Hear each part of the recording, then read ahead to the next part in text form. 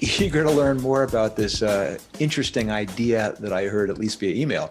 So why don't you start us off by kind of telling us what you're up to, and then maybe what it is you would like to talk about. Yeah. I appreciate you having me on. My co-founder Connor and I, we've been working on this for about 1.5 years now. We've been friends for 10 years. And kind of just over the years, we've been going to bars and restaurants, and we've always just had trouble getting our games on TVs. So Connor is from Florida, went to Florida State, and he's always kind of lived out of market. So he's struggled with getting his games on, and I like to traditionally place a bet or two on the weekends here and there. So kind of watching random sports games. So just to be clear, when you say getting your games on, means the experience of being in a bar with the TV, or even a sports bar with the 17 TVs, right? And they are always showing Canadian curling or women's darts. And you go, come on, don't you know that my team is playing? That's the problem you're wrestling with, right? Okay. Yep. Traditionally it's not that bad, but we've definitely seen issues where like the local games are over and then they're showing the Weather Channel and nobody wants to watch that at 11 p.m. on a Friday. So we kind of realized that the experience there is not really built around the customer. They're kind of just TVs that these places are paying tons of money to DirecTV and AT&T and all these places, and not really getting all they can get out of it. So we kind of just thought, hey, there's got to be a better way to do this. It's 2019 at the time. Like I said, got to be a better way to do this. So people are actually going to bars back in 2019. Yeah, way back then when that was going on. So I started hacking around with kind of how to communicate with DirecTV boxes, figured that out. And then we created an app that allows guests to change channels. So if you're familiar with TouchTunes at all, it's like a digital jukebox inside of bars and restaurants that you can change the music on. So we kind of went from off of that a little bit and allowed you to create reservations so that you can basically reserve a TV for 30-minute increments or hour increments or whatever, so that you can watch what you want to watch, change the channel to what you want to see, and so that there's not back and forth with other customers throughout. Well, I have a bunch of questions about this. So I need to understand a bit better how it works. And I don't mean technically. I mean, I assume that I can't just go into any bar and put any show on. There must be some kind of democratic method, but that's not going to help if I'm in a bar in California and I want to watch a team from Florida. Right. So, so we've definitely tried to figure that out. We get that pushback quite a bit. And I think there's a few different ways we can go. There's a lot of TVs that are kind of in the corner or in less populous areas in the bar that we can just throw those on. So this isn't something that has to be on every TV. And not to confuse things, but we also have a second product that came from a bunch of feedback that allows us to automate channel changes throughout the day.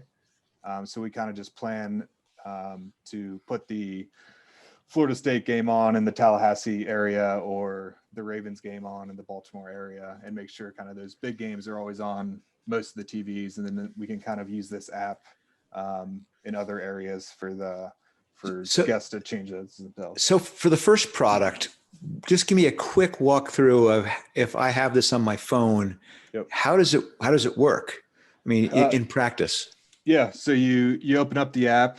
It'll show all the locations near you that have Clicker installed.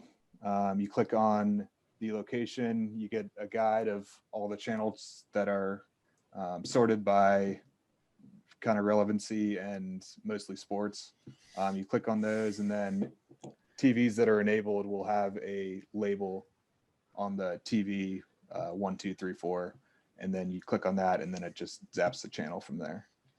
But is it first come, first serve? I can't zap the channel if you have two minutes left in the fourth quarter on someone else's game, can I? Yep. So the way we combat that is for having a reservation system. So you reserve it for 30-minute increments or hour increments. We're still kind of figuring that part out. And then you spend money and tokens inside of the system the longer you want to extend that reservation.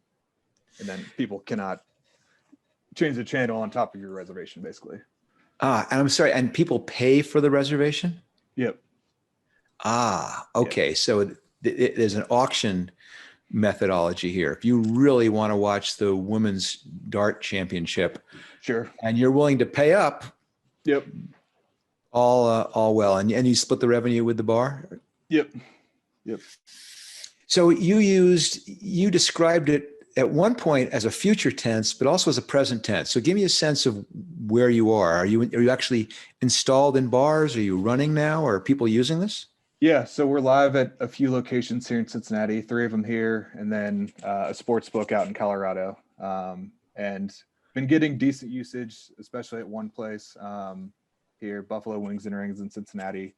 They just opened up a new location and they have TVs at the booths, which has been a really good experience because we can kind of put some marketing materials inside of the booth. People are kind of just sitting there looking at the TV. So we think that's kind of a good spot to continue down the path of and like having this technology at booths that have dedicated TVs. So I've got lots more questions, but before we even go into that, excuse me. So I have lots more questions. Before we even go into that, is there anything in particular you would like to talk about today? That might guide my questions. So. Sure. Ton of questions for you as well. Sure. So yeah, I mean, we get a bunch of objections from bar and restaurant owners. And I think the main part of it is just the status quo of the manager manages the TVs. When you ask to change the channel, they usually go off to the manager for some reason, and they have 10 other things they're doing. So you never really know when they're going to come over and change a channel. Then you got to figure out which channel it is and which TV and all that. So it's kind of just battling like in the status quo of this is how it's currently done and that they think that's working. And it does work in some capacity, but we just think our way, we can kind of give that customer a better experience and in turn get revenue back to the bars and restaurants for having more loyal customers and customers that can come back because they know they can have a reliable experience watching their sports. And is there a question buried in there? Yeah, I guess just how do we overcome the status quo of kind of how it's done now is working fine for us. So you are currently running in 3 to 4 different bars, and how is it doing? So like I said, the one's doing really well. We probably have 20 channel changes a day, and on the weekends, probably 50 to 75, which we think is pretty good. That's kind of the one we've invested the most in as far as marketing materials and whatnot. The other few have been doing all right. We get a few channel changes. We just haven't really invested much in the kind of the customer experience and marketing materials to actually show them how they could change a channel at those places. I love this idea, but wow.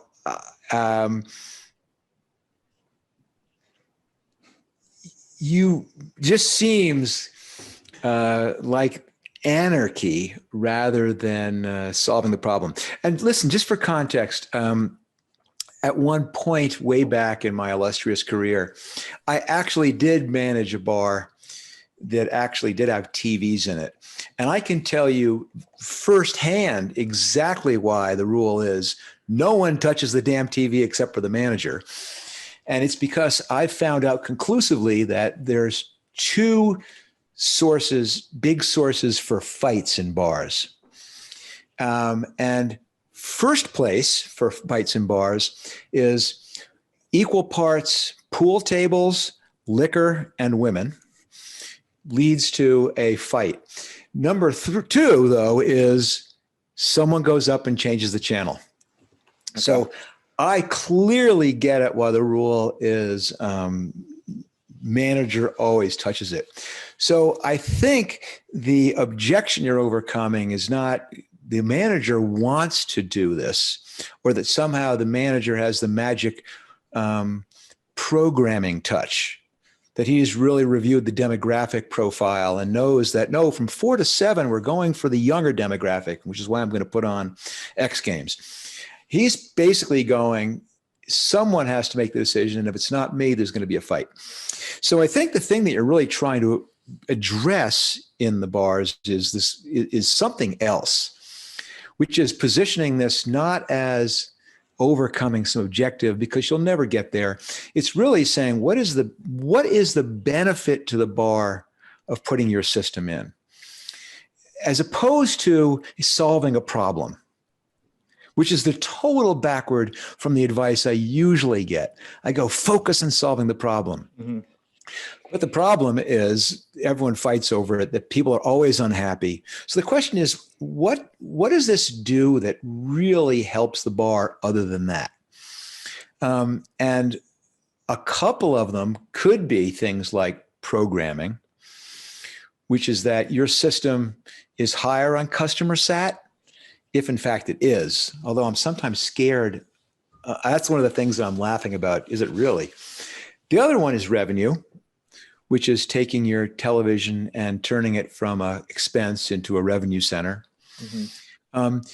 But some of that has to come from being validated, which is having the data that says that the alcohol purchases go up when people have control over the television, or something like that, or that the revenue generated by the TV can be substantial. And just as I was thinking, have you experimented with crowd voting, or is it always one person vote? We've thought of the crowd, like a lot of people have brought that up, like especially on NFL Sundays when the 4:00 games come on and there's the main TV, like why not allow everyone to vote on that and see what comes on the big TV? I think that could definitely be a cool idea. Well, especially if they're voting with money. Yep. And that it basically, it would have to be pretty dramatic. You can't basically say whatever group has a higher bid gets it, because again, there is this weird dynamic about once a game starts. I'll ask that. Once a game starts, do you have to let it finish? No. At the end of the 30 minutes, someone else can outbid you or has a reservation to take over the TV. Yep. Oh my God. This seems like anarchy. I trust you that people love it and that it actually works. Yeah. I mean, it's not just 30-minute increments. You can do it for 3 hours at a time and continue to extend it. Yeah. But we just didn't want them all to be 3 hours, because then you have TVs locked up that have already left. So I do love this idea, because I think it is such a primitive system, and every single person who's sat in a bar knows that frustration of wanting to watch something. Or even worse, you have the same game on 6 of the TVs and you go, I just want one. Yep. But again, I think this is presenting it to the bars in a very proactive way, which is, number one, it avoids conflict. There's a clear system for allocating what people watch. Number two, it generates revenue in terms of you now take these TVs which aren't making you any money and are making you money. And number three, it drives alcohol consumption. Sure. And if in fact that is the case, that one is the compelling message. In other words, it's the classic thing about not wanting to, you want to sell aspirin, not vitamins here. But this case, it's even more than that. You want to sell something else, which is help them make more money. That is a no-brainer, especially if you can do a before and after model with them, and say, listen, let me come in and run your bar for a month, and you'll see what we can do to drive this. And part of that, in other words, as opposed to just easing a problem for the consumer, solve the problem for the bar. And the problem for the bar is always, how do I make more money? And if you can say, I can bring people into the bar because they know their game is going to be on, huge win. If I can say even your regulars will stay longer because their game is on, they win. If you demonstrate meaningful revenue from the app, they win. But probably in that descending order. And the solving the customer sat issue in the bar, nice to have, but not a not a need to have. Yeah. So that is how I'd overcome the objections is let's try this and let's see if we can figure out ways to collectively make you more money by bringing people in to watch their game because they know that if they go, it will be on. And there could be a bunch of interesting ways to do that, including playing the vote method, but doing it in advance, doing it a day in advance. Or so, I mean, again, it's all these creative models that you now have the technology built to experiment with it. But now I think the thing you have to experiment with is the social model. How do you get this thing? How do you use this to drive bar activity? Because that will, I believe, would make a huge difference. Yeah, and I think there's a discovery piece down the road too, where you could actually see what's going to be on at bar XYZ and see that there's other Ravens fans that are going to that bar, and you would actually go there because of the app and seeing that it's definitely going to be on TV there. But especially since that becomes the way to avoid the tyranny of the majority, which is if, for example, in a community which has 8 or 9 bars with TVs, I want to watch Man U, and that's always going to lose out in a popular vote to people who want to watch NFL. But I know there's probably enough people, if I took the crowd from 7 different bars who all wanted to watch that, to send them all to the one bar to do it. And that bar would be delighted because you're bringing in all these people. Totally. I mean, it's all kinds of dynamics here, but I think fundamentally, now that you have the technology piece ironed out, is begin to think about how can I use this to drive volume in the bar, because that will be the magic key to every bar wanting this. The ones who want to solve the problem of the manager, awesome, but weak. And the other one, which is the automatic channel changer, even weaker. You're solving a bar problem. It's an expense line. And they're looking at it and going, why am I paying this? Or why am I doing this? And they're going, well, yeah, it avoids a little bit of problem. You're always fighting them, wanting to cut that, minimize it. But if you're bringing in $1,000 over a weekend and you take 250 of it, they'll do that every day through Sunday. Yeah. Yeah, makes sense. Yeah, it's just always trying to steer yourself to where the money is. I mean, just yesterday I was working with a company who is in the error prevention business. You know, they do customer service type tool. It's how to and you're going, that's always an area no one wants to invest in. And we're trying to switch it because the exact same technology can be used to improve sales. And wow, that gets people's attention. The sales guys go on their club to Cancun, and whereas the customer service guys go down to the bowling alley. And that says a whole ton about how you want to position your product when you have the choice. And I think you might have the choice. Yeah. I mean, I think we're nimble enough and we're smart enough. We know we have a cool technology. We might not have applied it in the best way yet, but we've kind of just been building out the table stakes of figuring out how do we actually change the channel. We've kind of checked that off and built the app, and maybe that wasn't the best use of the technology, but I think there's definitely something in there. You need the app. No, I think the app is a key thing. Yeah. I think giving the secret sauce here is that you're giving control to people about where they want to watch and what they want to watch. And I'm just suggesting that you reposition your corporate purpose from we want to solve the problem that bars have of people or customer. Change it to, we've built a product which which increases your bar's revenue by connecting people with the content they want at the time they want to watch it or something. Yeah. And then again, and as you gain experience, you'll find once you have that as your purpose, you'll find all kinds of different ways to use the app to do that, including, this is going to sound crazy, but you go, let's look at the stats.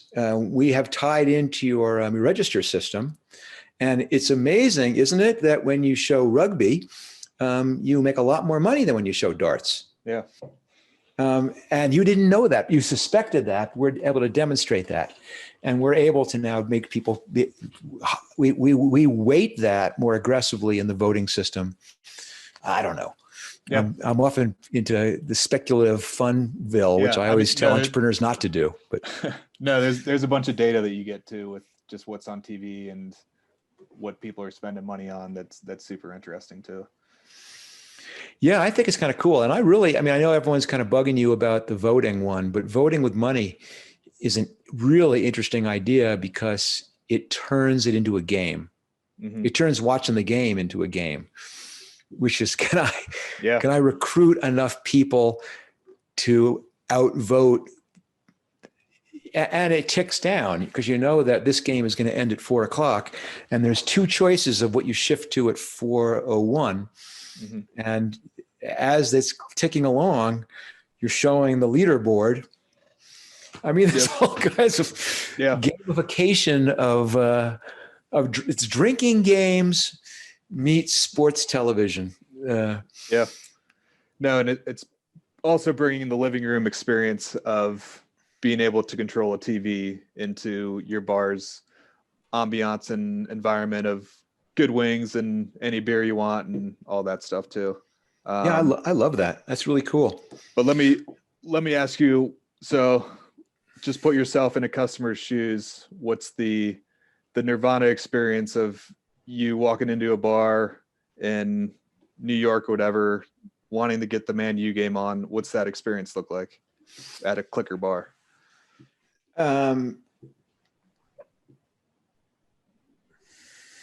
So I'm the technical guy, so I think pretty deep into what the actual experience and the operations and like what the marketing, how are you going to walk into a bar and learn about Clicker in 5 seconds other than posting something on the TV? Is there any neat ways you can?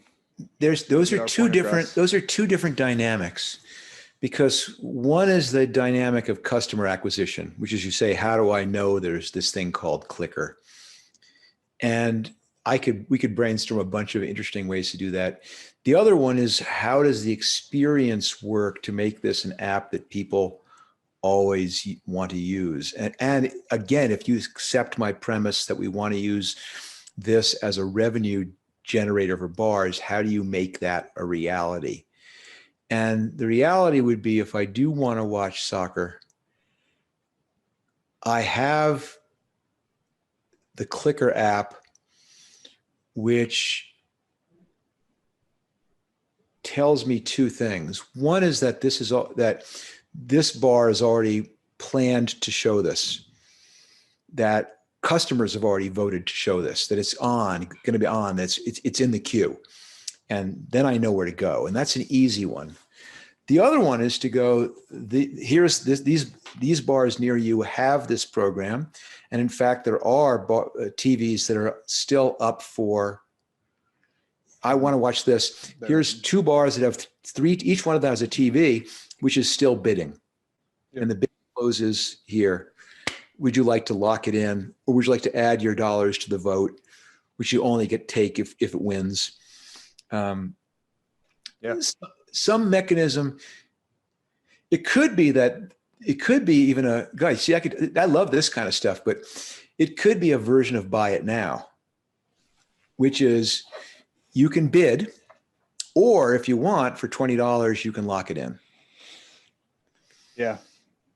And there could even be a surge pricing tactic on Saturday afternoons during college football when there's 30 different games on. But the cool thing is, you can say, The bidding system can be, if you're saying, I'm not going to do the buy it now, I'm going to do the bid can be joint, but you can have multiple people bidding because it really should be maximizing the revenue for the bar rather than as harsh as this is, rather than maximizing the revenue for the individual. Sure. Maximizing the experience for the one person who wants to watch the fringe sport because they're traveling to a different state. Yeah. That should only work.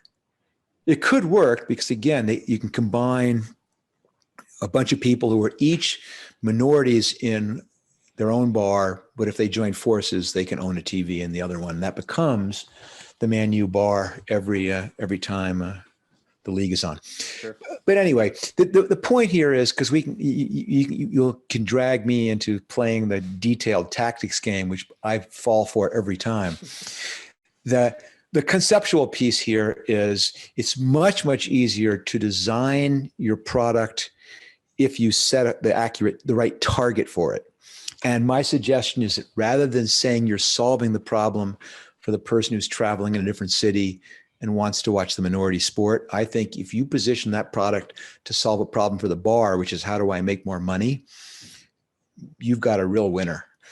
You might have a winner the other way too. It just might be a little bit more resistance each time, sure. Especially going in and talking to the manager about why he wants to install this in his televisions. Yeah. And I like that because like you said, that use case of me being out of town, like that's still a valid use case that works in the bidding scenario. It does. And listen, how badly do you want it? And like you said, a lot of the times you'll go into a bar and there's no one there. And then it's just easier. Or there's a handful of people there and they're watching something by default. Mm-hmm. I mean, I can tell you tons of times it's so frustrating when that's happening. And they just can't get someone to change it. It's just crazy. So I love the idea. And I think it doesn't take a lot of repositioning. And then once you've accepted that, since you are on the technical side of it, it focuses your product decisions about what you build first, what you focus on, what's nice to have, what's need to have, what goes on the list for future revisions. Sure. And it also, this secondary product, we didn't get into it. I didn't beat you up sufficiently about it, but it's scary to be doing two things at once, even though people are asking, unless they support each other pretty strongly, only because you're still so early. At first, when you mentioned that, I went, oh, good for you. You're pivoting away from one and going to the other as you realize what people really want. But I think even that misses the boat of what the potential here is for creating something which could be big. It's good to be focused. Yeah, especially in your biz where you, I mean, how is the company, how many people are actually coding? Is it, am I looking at them? You're talking to the entire team. I suspected as much. Even the more reason to want to be focused is that the limited bandwidth you have going into the core set of features that are really going to move the needle is always a better bet than responding to everything your customer asks for. Totally. Their objectives are not the same as yours. Well, listen, this is pretty cool, actually. I think this is one where I definitely need you to check in with me some point out in the future and let me know what direction it went. Because I will say, I'm struggling whether it's talent or a bad habit. I have that bad habit of saying things with tremendous confidence that I really don't know very much about. So be careful. Yeah. Find your way through this by feeling for yourself what's working, what's not working. But definitely let me know where this ends up, because I think it's such a promising idea. I want to see what you end up making work. Yeah. I appreciate you giving me the opportunity to chat and digging in and giving me your thoughts. It's been awesome. Yeah. Well, fantastic. Well, I'm glad we managed to call. And listen, even though everyone's going to tell you that'll never work, sometimes it does. So keep plugging away.